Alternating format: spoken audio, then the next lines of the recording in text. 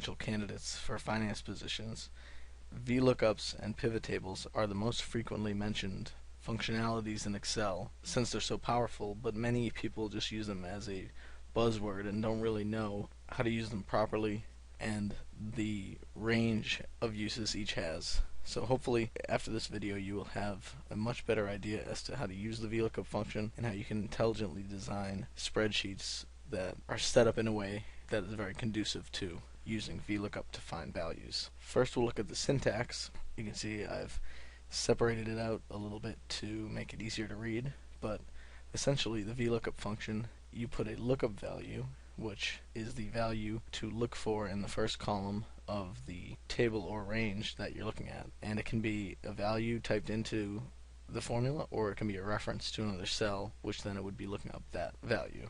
Table array is the range or reference of a multiple column table where you will find that lookup value and then return related information from the table. The column index number is the number in that table which you want returned when it finds a matching value.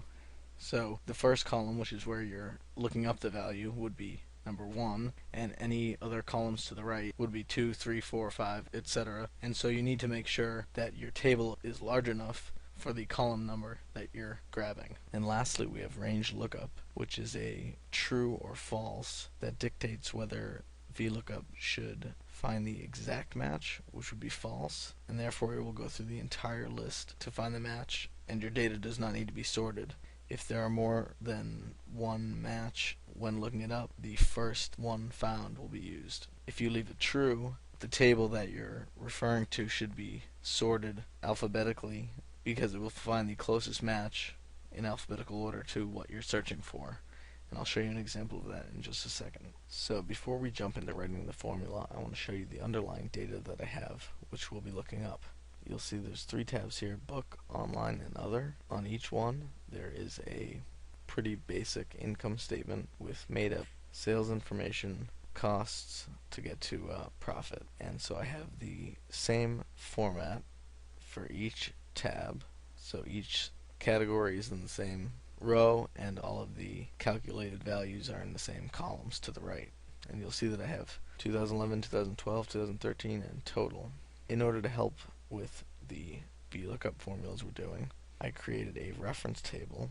So if you click on the reference tab, you'll see I have year listed, including total, and the VLOOKUP column, which is the column index number that I'll be using in the VLOOKUP formula.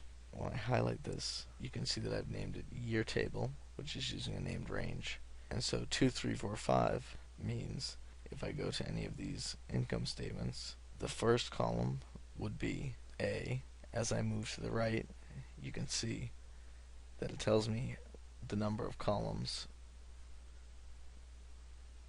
right next to the current column header, and that way you can see how many columns away each year is. So on my VLOOKUP examples tab, I've got some examples of different VLOOKUP formulas, and they basically range in sophistication from the most basic at the top to the most advanced at the bottom. First I'll discuss the year column. So in here you can see we have a VLOOKUP formula. It is taking D22 as the lookup value, which is 2011. For the table array, it's using year table, which I just showed you. Column index number is 2 because that table only had 2 columns, just the year and then the column number that it's going to pull. And this time I use true. I almost exclusively use false in every other instance, but I wanted to show you how to use true. Also, if you don't put in true, you can omit this value and it will default to true. And it pulls in the correct column index number of whichever year I happen to be looking up. The reason why true works in this instance is because my table is sorted alphabetically, which would be numbers first, then letters, and since 2011, 2012, 2013, and total are in alphabetical order, it comes up with the correct value, and therefore I can use true since my data is sorted. I'll quickly show you how that true value can mess up your data if it's not sorted properly. So I'll insert 2014 with the random value. Now when I go to my VLOOKUP examples, If I wanted to look up 2013, you'll see that it comes up with 3, which is the value for 2012, because it sees that 2014 is past where it should be, so it goes to the value before that. And so that's why I usually use false, because really the only problems you'll run into is if you have a very large amount of data, because it'll require the VLOOKUP to go through the entire column to match it, rather than just finding the first match alphabetically. And so I just undid that to get us back to where we were before. Now I'll go through the VLOOKUP examples that I have set up. So the first VLOOKUP formula that we have is the most basic type, which is where you type in all of the components of the function directly into the cell, and it never changes based on another cell's value. So in this example, we're going to look up sales revenue line item in the sheet book from A4 to E20, which if we go to book A4 to E20, that is the range of the income statement. For column index number, we're going to do 2, which we can see to the left. Since year column is telling us 2, that's what we're going to use. And false, because none of the line items or categories in the income statement is sorted. And when I hit enter, it brings me 29,970. If we go to the book sheet, you'll see that sales revenue for 2011 is 29,970, which is exactly what we wanted to pull. And so that was looking up sales revenue. What if we change this? You'll see these have drop-down lists for data validation, and you can pick any one of the items that show up on the income statement. So let's do cost of goods sold as it is below. You'll see here nothing changes because we have hard-coded the sales revenue as text. One way to get around this, if you look at the formula below it, you'll see instead of typing in directly the line item, I can refer to the cell that I wanted to look up. And you'll see that that's the only difference between these two formulas, is to show you when the lookup value changes, the result will change because it's hooked up to the cell. So if I change this to sales revenue, we'd see that it matches above. Continuing on, the next thing that could change is the column index number. So we've already got this VLOOKUP here to grab the year column correctly, but as you'll see up here, if we change the year, nothing happens to our formula because the 2 for column index number is put in as a value only. In this formula, instead we refer to the cell to the left of it, which is E24, and that way, if you change your year, you'll see that the year column updates via the VLOOKUP, and then the VLOOKUP that you're using updates to give you the correct value. So if we did 2013, and you'll see this change to marketing and advertising. If we go to look at book, marketing and advertising for 2013, 14,993. So far, we've been able to change the lookup value so it refers to another cell, the column index number so it refers to another cell, and the last thing we'd want to do is be able to change the range itself. So here you'll see that it's going to try to pull from the online income statement. The way to do that in the formula is a little bit more complicated, and you can refer to my previous lesson on lookup and referencing functions. But essentially, if you take the indirect function, which will essentially take whatever information you give it and try to create a range reference out of it. So here I'm taking B25, which is online, and this ampersand means I'm concatenating text, so I'm smushing text together. So I'm taking B25, and in addition to that, I'm also going to put an exclamation point followed by the range of the income statement. And you'll see that this is in quotes. So whatever you write in quotes, it'll take directly as is, and B25 would be a reference. And this would be a great place to use your formula evaluator. So if you highlight F25 where this indirect function VLOOKUP is, and you go to formulas on the ribbon, you'll see here there's an evaluate formula button. If you click this, our formula pops up here, and as I click evaluate, it will first take C25, which is my net profit line item, and it will pull that result in. Then it will take B25 from the indirect function, which is online, in quotes, and put that into the indirect function.